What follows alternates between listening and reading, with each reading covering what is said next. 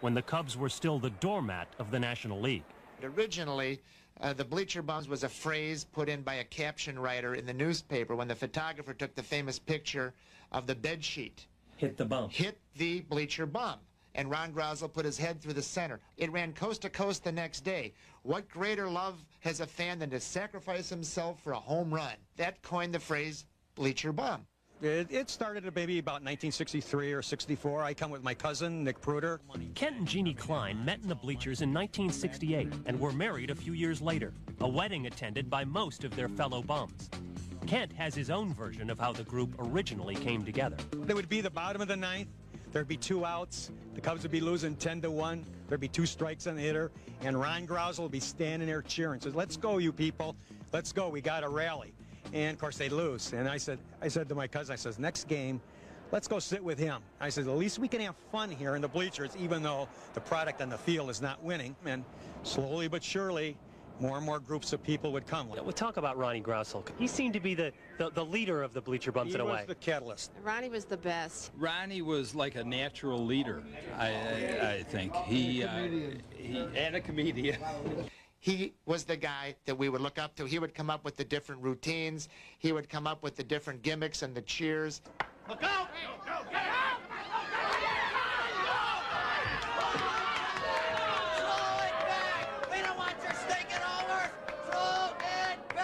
The one thing that's lasted from then until now is throwing the opposing hitter's home run back on the field. Did you guys start doing that? Yes, we did.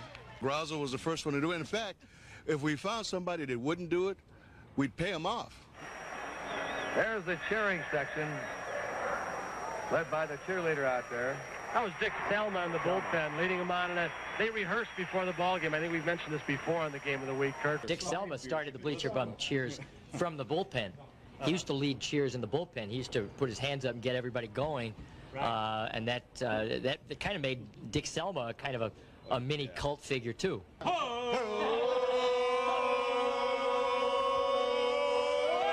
time I go to town, the boys all kick my dog around. Makes no difference if he is a hound. You better stop kicking my dog around. And it's kind of like the treatment of the Cubs, you know what I mean? Kicking our dog around for years. They're still doing it, too. The interplay between relief pitcher Dick Selma and the Bleacher Bums was typical of the close relationship that developed between Cub players and these, their most loyal fans. We'd visit and have some beers with Ron Santo or Glenn Beckert or Leo DeRocher. We were on a road trip. I think it was in Cincinnati, and Beckert and Santo were roommates, and they had 40 of us up in that room at 2 in the morning shooting the bull with these guys, talking baseball. I think we spent a lot of time with the Bleacher Bums on the road. We've had several parties after a ball game. And, you know, the one thing about the Bleacher Bums, you knew everybody by their first name. They traveled on the road with you. Yeah. They were like a part of the team. We just had a wonderful time together, and they kind of inspired us a lot. We got some instructions from them, too. They gave you some tips? Sometime when I was swinging bad, they said, "Ernie, I mean, you backing off the plate a little bit. Come on, stick in there a little bit." They were really professional type fans. I mean, the Bleacher Bums, they didn't get on any of the people in left field, holler at them or say derogatory things to them. With all due respect to Mr. Cub, he may have been looking back at the late 60s through rose-colored glasses. The fact was that the Bleacher Bums were just as belligerent to the opposing team as they were loyal to their beloved Cubbies. It was usually good, clean fun. You know, we'd try to find out a little bit about the guy's private life. You know, our friends being some of the ball players on the Cubs, sometimes they would tell us stuff. We'd be on a road trip, having a few drinks with these guys. They go, "Oh, did you hear about such and such?" And they would tell us. And then we'd use that. That would be ammo out here, and it would be fun. You know, and these guys would get mad. Oh, man. Anybody that came in here with their opposing team, they got on them. And they somehow found out, like, personal information about some of these guys. Did they get that from... Real personal information. Anderson, how'd you like your room down there at the Sheraton Chicago, huh? Room 913, you pervert! Hey, I understand your mother-in-law's coming up from Tulsa, huh? Well, even she knows about Ruthie, huh? And you thought nobody was gonna find out. They could get on the opposing left fielder pretty well. Not only they extend the getting on the left fielder, but Willie Davis used to play center field, and they used to get on to him a lot too. Willie Davis, we found out his girlfriend. His girlfriend's name was Ruthie, an ex-Playboy bunny, and so everybody's out here chanting Ruthie, Ruthie, and he was just really getting pissed off, okay? And, you know, he hit 2 home runs that game. In the second home run, he hit it, and he gave us a one-finger salute going around the bases. There's Willie Davis rounding second base, and you hear Brickhouse saying, Willie Davis is motioning Billy Williams to play deeper in left field next time. I mean, he was so pumped up, he beat us single-handedly. So he hit it right here. His left-handed batter. He hit it right here, right at us. No kidding. He had it in for you guys. Oh, yeah. The chant of Ruthie's got the... probably didn't help, guys. Ruthie's got the... Ruthie's got the... The production of Bleacher Bums was based on an idea Joe Mantegna, a member of our company, had. He's a big, long-time Cubs fan and has been hanging out in the bleachers, and he's been telling us about these weirdos that he's been sitting with out there. The way we ended up putting that show together was all of us going to the ball game and sitting with these guys, and we tape recorded their conversations, and we took notes. Mantegna wrote most of the original Bleacher Bums and based it on our group. It turns out he stood behind us for an entire summer taking notes. And we never knew who the guy was. Okay, Zig, I got the Cubs today, so what kind of odds? You want what kind of odds? What the hell are you talking about? You're taking the Cubs. You know who you're talking to here, huh? You guys have seen that Bleacher Bums play, right? Yes. Do you know who that's based on? I don't understand there were some right field guys, too. It's more about gamblers that sit right up in that, right by that entrance over there. It was more about those guys than us. It was based more on the right center field people than it was over here. The one in the left field bleachers were the younger ones. And the right center. The right field were probably guys who like to gamble for a living and were probably a little more mature, a little older. I did make a few wagers, but I didn't gamble on every pitch. Norb Kudell has been coming out to the right field bleachers since the 1940s, and that's just about how long he's been making bets on ball games. There was a bunch of guys that did bet on every pitch, literally. Yeah. Foul ball, strike, everything. Man on first, one away? Yeah. Double or nothing, they score another run. You think they're going to score another one? That's what I'm saying, double or nothing. You got it. I got double or nothing. Hey, Zig, Richie's got his finger up his nose. 3 to 5, he takes it out. 3 to 5? Mike Anderson! To us, they were the old gamblers, and we were probably the young hippies back then in '69. They were Bleacher Bums as far as you were concerned. No, they were pinky ring guys that were out there gambling. They were making their living out there. We were just living and having fun. Fans are right on top of the action here. They feel part of the game. Bleacher X can almost reach over and touch the outfielders. By 1969, the Bleacher Bums ranks had grown to 60 strong, and their bugles, bed sheets, and general hijinks had begun to pique the curiosity of the media. Reporters from the local papers were the first to realize that there was a major story developing out there in the cheap seats. I was a feature writer and didn't have to be so concerned with the hits, runs, and errors, and so I was doing color, and there was color out there. Plenty of color. Plenty of color.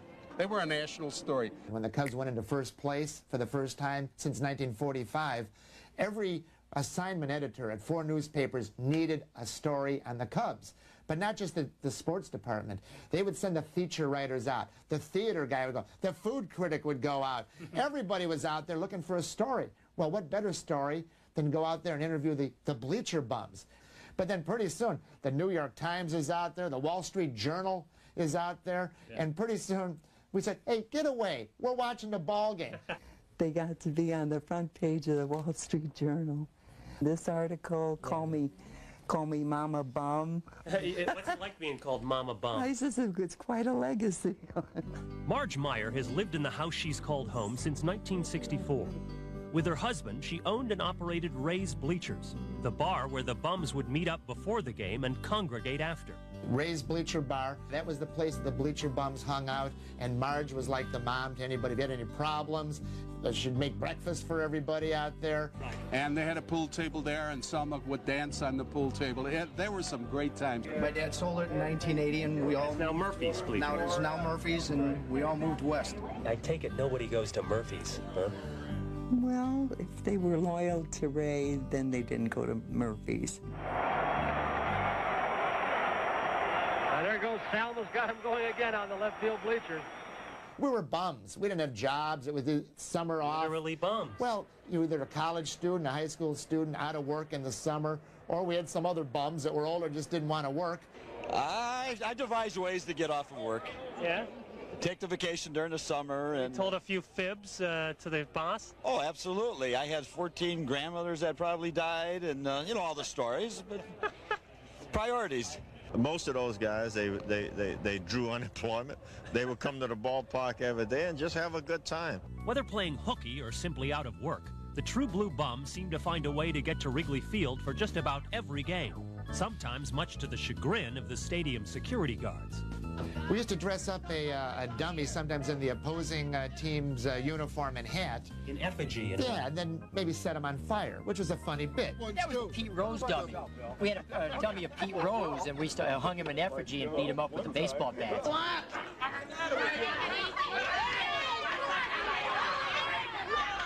I don't know whether you can do that kind of stuff that they did in the 60s up in the stands or not now, because they're so security-wise out here now. For the first time in a lot of years, the park's seen some excited fans and some excitement, you know.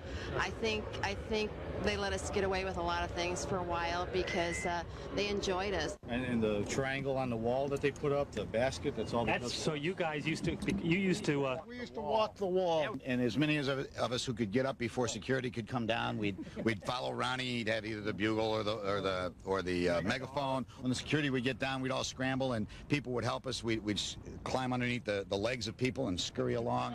It's like the Underground Railroad. We could hide anybody. There was only 2 security guards in the entire bleachers. Now they have about 50 of them, right? Probably thanks to you guys. Well, probably. And the 2, they were called Burns guards back then. Burns security and Andy Frayne ushers. We had the 2 Burns guards in our hip pocket.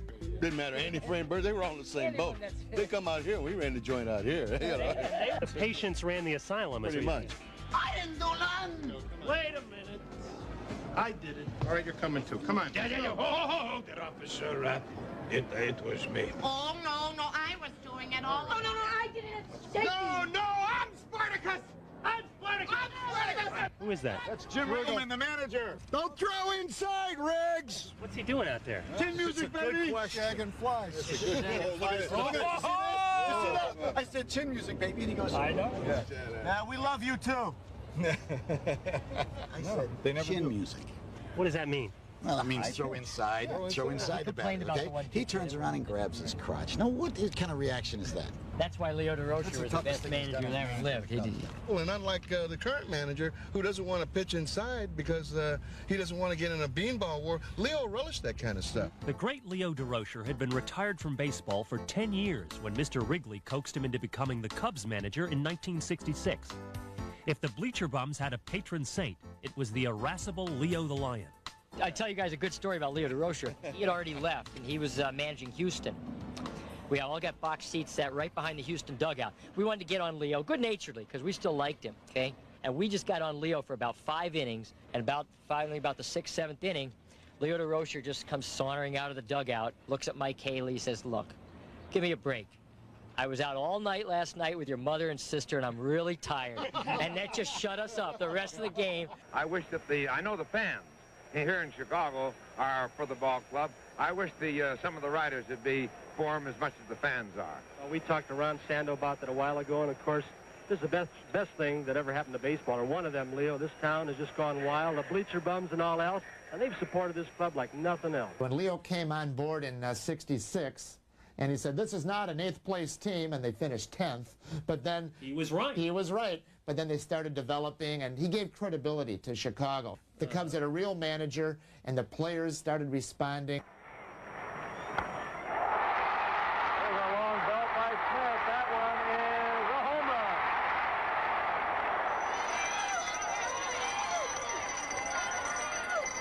Okay, kiddies, we're back in the ball game for the state December. Big Bill Buckner, come on! Billy! Hey, Howard Tucker. Yes.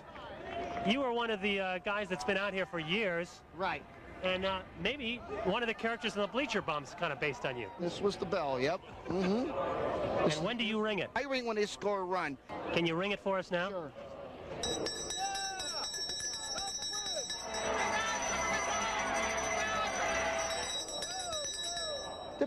Depending on this car, sometimes if they were down like 9-1 or something, I didn't even bother ringing it because it was just a token run.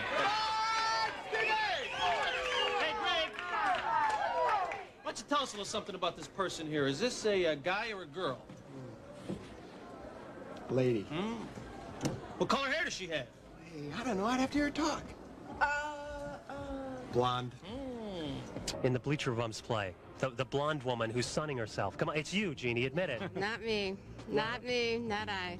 Kent and Jeannie's courtship took place not just at Wrigley Field, but in buses, planes, and other baseball stadiums. And we would be sitting at Ray's on a Thursday night and watching a game that was out of town and say, hey, let's go to Pittsburgh. And we'd run to the airport, no clothes, no change of clothes, no suitcase, and take off. The Bleacher Bums would go on some away trips. It was marvelous, yeah. There'd be 9 of them sleeping in a room. Yeah. Yeah. And the greatest was a trip that Mr. Wrigley paid for 60 of us to go to Atlanta. In '69, was it? Yeah. No. He picked up a $10,000 tab. He bussed everybody out to the airport, flew them out there, put them up in hotel rooms, gave them tickets, and brought them back home. And I think the most unique thing is when we went on the road. And, you know, all the fans there were endeared to their players, and we'd come in their park and start ripping their players, and they go, who the heck are these people? Did they ever get ugly? Yes. Yes, it did get ugly a few times. When we used to go down to St. Louis, there were 20 of us with blue hats and 39,800 people with red hats throwing stuff at us. Yeah, anything. They dry cell batteries, whatever. And that's where, when we got back from the road trip, all of a sudden they said, hey, we need helmets. The guys had the yellow helmets. The girls had yellow jackets. So we had yellow jackets that matched their helmets. Turn around, Harvey. This is a great jacket here. Did you painted this yourself? I designed it, and it was airbrushed by J.J. Figgs. Harvey Berger and Ronnie Woo-Woo Wickers have known each other since they were kids, when they would flip up seats at Wrigley in exchange for free admission to next day's game. Whenever the subject of Bleacher Bums comes up, they adamantly claim to be the true originals. You got the full uniform. Do you wear this a lot? Oh, it's a part of my life. It's a place in my heart. When I die, I hope they bury me in it. The Cubs are #1 in my book. When did they start calling you Ronnie Woo-Woo? Well, back in 1961, Billy Williams was playing left field. And I was going, Billy, woo, Billy, woo, Billy, woo, Billy, woo, Saddle, woo, Saddle, woo, Williams, woo, Becker, woo, Becker. I can see how maybe the nickname developed. You consider those guys with the hard hats pretenders to your throne? Is that the deal? I would say that they're a later edition of the Bleacher Bums. The original Bleacher Bum, me and Harvey, we the one that started the original Bleacher Bum. If you don't know the Ella Bibo, you're not a bum. Ella Bibo. Ella Bibo. Ella Bibo, Bibo, bum. Bum get a rat trap, bigger than a cat trap. Bum get a rat trap. Bigger than a cat trap. Cubbies, Cubbies, Cubbies, Cubbies. Ziz boom ba. Ziz boom ba. Come on, Cubby. Somebody mentioned Ronnie Woo-Woo. It was Ronnie Woo-Woo Wickers, the guy that... None of us mentioned him. He's a Bleacher Bum. No. He's not a bum. Not a bum. He was around back then, but he wasn't one of you guys. No, he was not. He wasn't an original. No. Manson was around back then too, but we don't mention him either. I don't recall him being there in '69, but he could have been. But he was big in '70 and on. You know, he's a great guy. Cubbies, woo! Cubbies, woo! Cubbies, woo! Cubbies, woo! You know, you're going to give yourself throat cancer in 2 years if you keep that up. Lady, anything for the Cubs. Just as there are differences in opinion on who is a bum and who isn't, so too are there differing versions of several stories from Bleacher Bums lore. Take, for instance, the tale of Lou Brock and the Flying Mice. We found out that Lou Brock was afraid of mice, so we let 8 white mice go. So we snuck in 24 white laboratory mice. So we went out, we bought like 12 mice, and we let them out on the field. When Lou Brock comes running out in the bottom of the first inning to left field, 24 Bleacher Bums each have one white laboratory mouse in hand, and on the count of 3, like hand grenades, boom, we loft them at Lou Brock. We had him on nylon, 180-foot nylon rope. When Lou Brock saw him, he ran to the dugout, got the ground crew to come out to see where the mice were at. We pulled the mice back in. The next time he came back out there, we put more mice on him, blew his mind, ran back inside. The problem with that deal was he wasn't afraid of white mice. It backfires. Billy Williams, the Cub left fielder, comes running out. He's scared stiff of the white mice. He won't run out. The whole game has to stop. Next year was Bra for Brock Day. Bra for Brock. All the women Bleacher Bums took their bras off, waved them above their head, and threw them at them. After a while, the left fielders with a sense of humor, they'd look back and they'd laugh and they'd throw things up to us, and you know, we got along with them. It's the guys without the sense of humor, we just kept on them and on them. Rose wasn't smart enough to play along. You get Rosie, Rosie, and he'd get mad, and he'd get the redneck, and he'd give you the fist. He loved us. There was one ball player that... Pete Rose? Pete Rose loved us. I threw a pair of crutches at Pete Rose one day. Did we get the crutch back? Did Rose hand it up? No, he threw it. He came over here and threw it. Pete Rose climbed the wall on me. He climbed the wall to get at you. To get at me. Pete Rose climbed the wall? I told him, come on, let's go.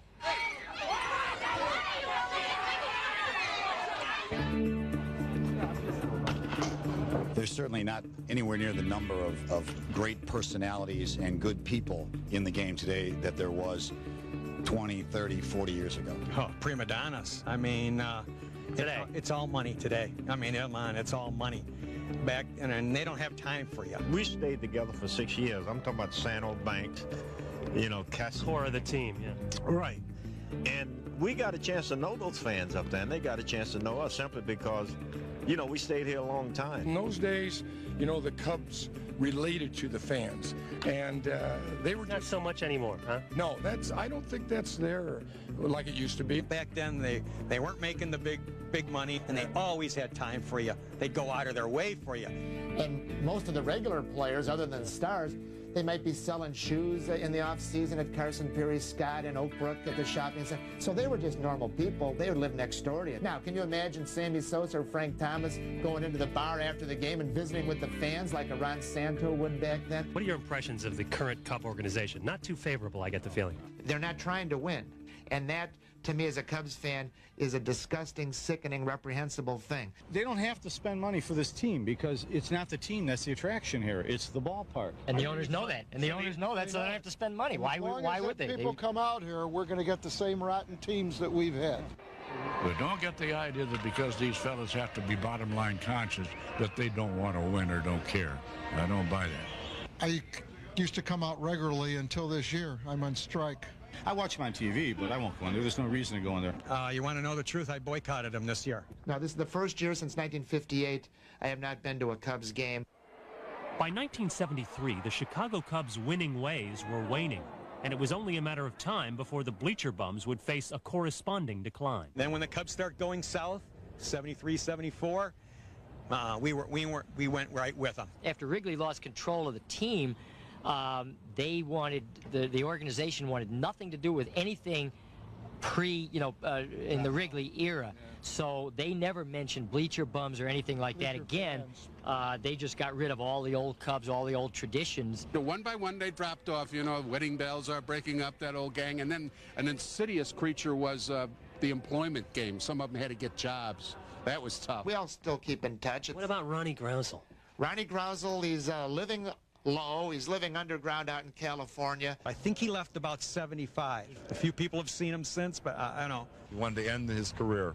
As a Cub booster. Booster, yes. His world was coming to an immediate end. I think he saw Ronnie just before he left. He said, Ronnie, you take over. I'm out here. I'm going to California. And he said, God bless you and the Cubs. Stick with him. I said, okay, buddy. So long. I think the love of the Cubs is what drew us all together, and I think we made some lasting friendships that, we carry with us to this day. You know, the wonderful thing about it, I stayed in Chicago, so I still see these guys. So it was a very close-knit group. It was a lot of fun. We all, had something in common, sports, and chase the same women. And chase the same women. And even though they didn't win anything in '69, anyone that watched it and was a fan still has a common bond, that thread that they can still visit. You meet someone that's a stranger, and if you find out you were both fans of the '69 Cubs, you're friends instantly.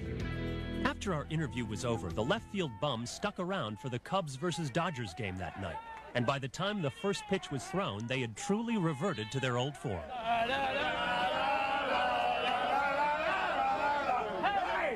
This guy said, I'm a Cub fan.